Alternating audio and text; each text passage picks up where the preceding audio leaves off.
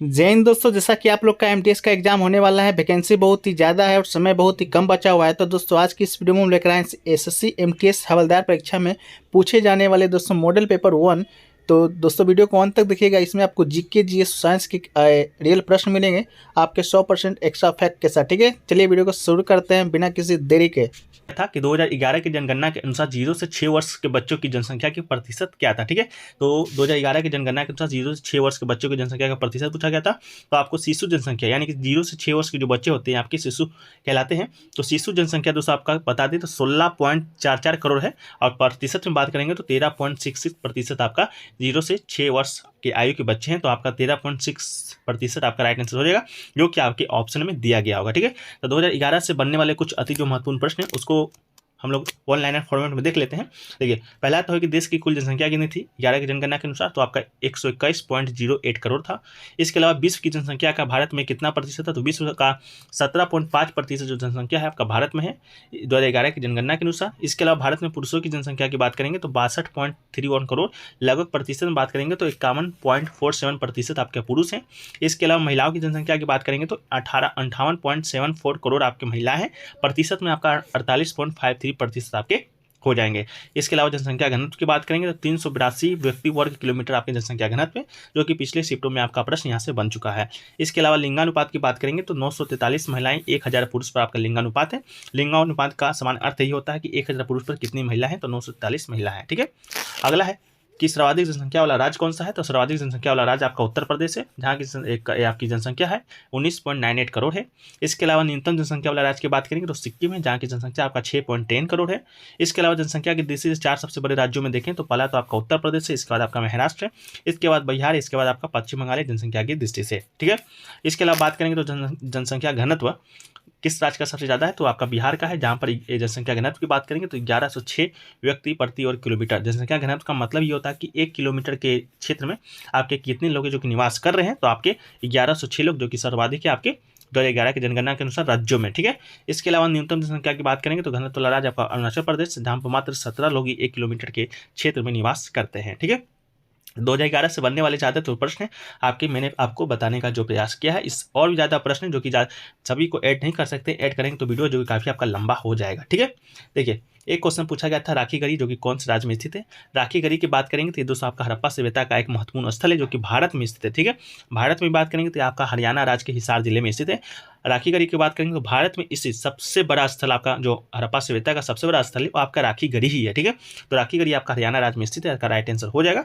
ये पूर्व सिंधु घाटी सभ्यता बस्ती का स्थल है और सिंधु घाटी सभ्यता का परिपक्व करता है। ठीक है, इसका जो खुदाई आपका 1997 से 2000 के बीच अमरेंद्र नाथ के द्वारा किया गया था। तो अमरेंद्र नाथ के द्वारा किया गया था, इसको भी आपको याद रखना है, क्योंकि खुदाई और किसने किया था और ईयर, ये भी प्रश्न आपसे आज सीआरपीएफ के एग्जाम में पूछा जा रहा है। ये दोस्तों आपका घग्गर हकरा नदी के मैदान में स्थित है। इसमें आपका 7 टीलों का एक समूह होता है।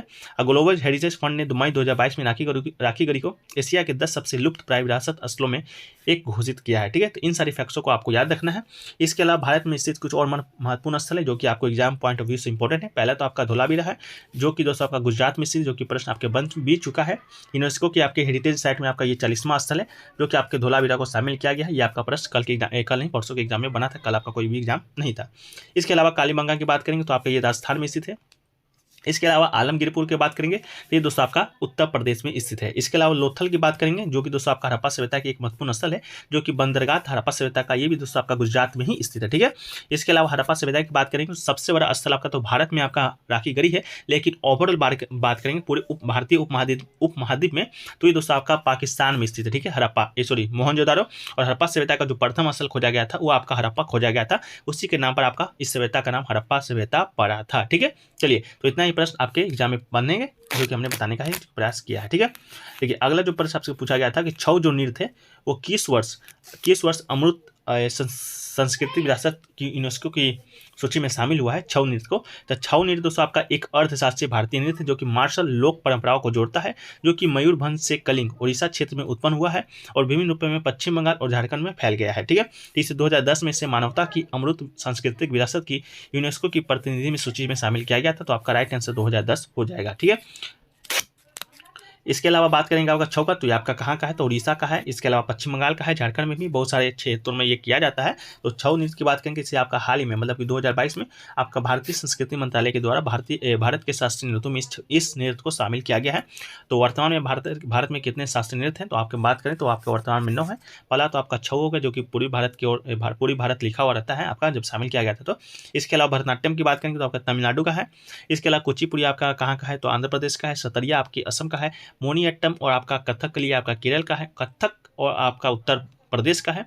इसके अलावा दोस्तों बात करेंगे ओडिसी, तो आपका उड़ीसा का है। मणिपुरी दोस्तों आपका मणिपुर का है। तो ये सभी आपके शास्त्रीय नृत्य जो कि आपके पॉइंट ऑफ व्यू से बहुत ही इंपॉर्टेंट है। ठीक है, चलिए अगला प्रश्न की बात करते हैं। अगला जो प्रश्न आपका है वो पूछा गया था कि 2022 में जो राष्ट्रपति का आपका चुनाव हुआ था वो कौन से क्रम का था। ठीक है, तो आपको बता दें भारत के 14वें राष्ट्रपति के चुनाव आपका 6 अगस्त 2022 को हुआ था। तो आपका 14वां क्रम का चुनाव आपके हुआ था। तो आपका राइट आंसर 14 हो जाएगा। ठीक है, ये घोषणा भारत के चुनाव आयोग के द्वारा किया जाता है। तो भारत के उपराष्ट्रपति का चुनाव किसके द्वारा कराया जाता है, तो भारत के चुनाव आयोग के द्वारा कराया जाता है। ठीक है, भारत के संविधान अनुच्छेद की बात करेंगे तो अनुच्छेद 67 है, जो कि प्रावधान करता है कि भारत का जो उपराष्ट्रपति है 5 साल की अवधि के लिए पद पर बने रहेगा।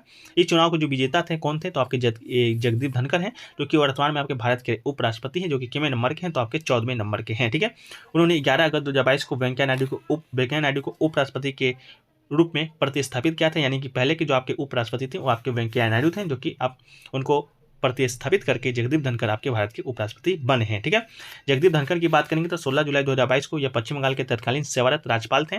तो ये उपराष्ट्रपति बनने से पहले पश्चिम बंगाल के राज्यपाल थे। ठीक है, और ये आपके एनडीए के उम्मीदवार थे, और इनके जो विरुद्ध आपके चुनाव लड़ रहे थे वो आपके थे मार्गरेट अल्वा। ठीक है, मार्गरेट अल्वा आपका विरुद्ध आपके लड़ रहे थे, यूपीए के आपके ये प्रतिनिधि थे। ठीक है, उम्मीदवार थे। ठीक है, इसके अलावा बात करेंगे दोस्तों आपका ये तो आपका उपराष्ट्रपति का हो गया, लेकिन भारत 2022 में आपका राष्ट्रपति का भी चुनाव आपका संपन्न हुआ है। ठीक है, तो वो कौन से नंबर का हुआ है, तो ये भी आपके एग्जाम पॉइंट ऑफ व्यू से इंपॉर्टेंट है।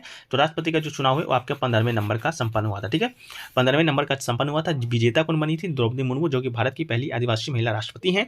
उनसे पहले ये आपके झारखंड के राज्यपाल रह चुकी थी और ये 15वें नंबर के राष्ट्रपति थी। इनके जो विरुद्ध आपके जो चुनाव लड़े थे वो आपके जगदीप धनखड़ जी लड़े थे। ठीक है, इन्होंने किनको प्रतिस्थापित किया था, तो आपके राष्ट्रपति किनको किया था, तो रामनाथ कोविंद को प्रतिस्थापित कर भारत के 15वें राष्ट्रपति बनी थी। तो राष्ट्रपति आपके 15वें नंबर का और उपराष्ट्रपति आपके 14वें नंबर का, ये आप ध्यान रखिएगा। ठीक है, चलिए अगला जो क्वेश्चन देखिए पूछा गया था आपका समानता का अधिकार से संबंधित कोई क्वेश्चन आपका है जो कि पूछा गया था। ठीक है, क्वेश्चन क्या पूछा गया था, लैंग्वेज स्टूडेंट है जो कि बताने में असमर्थ है, लेकिन समानता के अधिकार की बात करेंगे तो भारतीय संविधान में आपका 14 से जो 18 अनुच्छेद है आपके समानता के अधिकार को उल्लेखित करता है। तो संविधान का जो अनुच्छेद 14 है वो क्या कहता है, तो राज्य, धर्म, जाति, लिंग या जन्म स्थान के आधार पर किसी व्यक्ति को कानून के समक्ष समानता या भारत के क्षेत्र में भीतर कानून के समान संरक्षण से वंचित नहीं किया जा सकता। ठीक है, कोई भी जो आपके नागरिक होंगे उनको आपको समानता सभी जगह दिया जाएगा भारत के कानून के तहत। चाहे आपके राष्ट्रपति हो, प्रधानमंत्री हो, कोई भी हो, भारत के आम नागरिक हो, सभी पर एक कानून ही लागू होता है। ये आपका अनुच्छेद 14 कहता है।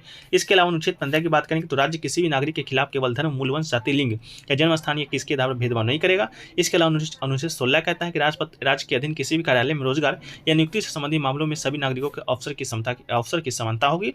इसके अलावा अनुच्छेद 17 की बात करेंगे तो आपका अस्पृश्यता का उन्मूलन करता है और अनुच्छेद 18 आपका सेन और शैक्षणिक को छोड़कर सभी उपाधियों का उन्मूलन करता है। ठीक है, ये 14 से जो 18 आपका अनुच्छेद है आपके 5 आर्टिकल है इस अधिकार के तहत जो कि आपके समानता का अधिकार है। यह आपका मौलिक अधिकार है। मौलिक अधिकार की बात करेंगे तो 12 से 35 अनुच्छेद में जितने भी अनुच्छेद हैं आपके मौलिक अधिकार हैं। मौलिक अधिकार संयुक्त राज्य अमेरिका से लिया गया है। वर्तमान में आपके 6 हैं। मूल संविधान में आपके 7 हैं। संपत्ति के अधिकार को हटाकर आपके कानूनी अधिकार बना दिया गया था। कब बना दिया गया था, 1978 में आपका 44वां संविधान संशोधन के तहत। ठीक है, एक क्वेश्चन देखिए पूछा गया था, नीरज चोपड़ा ने डायमंड लीग में आपका डायमंड लीग में कितने मीटर भाला फेंक कर आपके इतिहास को रचा था। तो नीरज चोपड़ा की बात करेंगे तो इनका जो नाम आप सुनते होंगे, इनका नाम आपका टोक्यो ओलंपिक 2021 से आपका इनका नाम है जो कि प्रचलित हुआ है। ठीक है, नीरज चोपड़ा का जो कि आपका टोक्यो ओलंपिक 2021 में आपके भारत को एकमात्र जो स्वर्ण पदक आपका मिला था 2020 के ओलंपिक में, वो आपके नीरज चोपड़ा के द्वारा ही लाया गया था। ठीक है, तो नीरज चोपड़ा की बात करेंगे तो भाला फेंक खिलाड़ी है। नीरज चोपड़ा ओलंपिक में आपका बात करेंगे तो 57.25 मीटर आपका भाला फेंक कर स्वर्ण पदक को जीता था। लेकिन आपका पूछा गया था डायमंड लीग में कितने मीटर भाला फेंका था। ठीक है, तो 24 साल के आपके नीरज चोपड़ा है। डायमंड लीग फाइनल में जीतने वाले पहले भारतीय बन गए हैं। ज्यूरिख में फाइनल्स में नीरज चोपड़ा ने 88.44 मीटर के बेस्ट थ्रो के साथ ये खिताब है जो जीता था। ठीक है, तो नीरज चोपड़ा डायमंड लीग में कितना मीटर फेंके हैं, तो 88.44 मीटर। ठीक है, और आपके ये ओलंपिक में कितना फेंके थे, तो 87.25। ठीक है, इसको सुधार कर लीजिएगा, शायद मैंने 57 बोल दिया होगा, तो 87.25 फेंका था। ठीक है, नीरज ने चेक गणराज्य के जेके वार्डलेच और जर्मनी के जूलियन वेबर को पछाड़ दिया था। ठीक है, तो आपका 88.44 राइट आंसर हो जाएगा। नीरज चोपड़ा रहने वाले कहाँ के हैं, तो आपके हरियाणा के हैं, ठीक है। तो इसको भी आप है जो कि याद रखिएगा। एकमात्र आपके स्वर्ण पदक विजेता थे 2020 के ओलंपिक में, जो कि 2021 में आपका हुआ था, ठीक है।